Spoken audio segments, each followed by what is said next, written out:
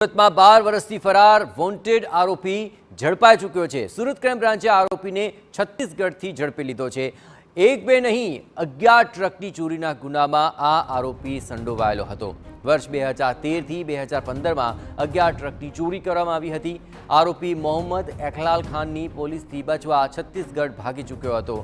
દેશની સૌથી મોટી કોલસાની ખાણમાં તે ડ્રાઇવિંગ કરતો હતો। પોલીસે કોલસાની ખાણ બહારથી આ આરોપીને ઝડપી પાડ્યો। घेवरा कोलसानी खाण के जे बहु मोटी एशियानी सौथी मोटी खाण छे एमां ड्राइविंग करी अने गुजरात चलावे एवी बातमीना आधारे क्राइमब्रांचनी टीम त्यां जई अने कोलसानी खाणमांनी बहार वॉच गोठवी आरोपी बहार निकळता एने पकड़ी पाडेल छे।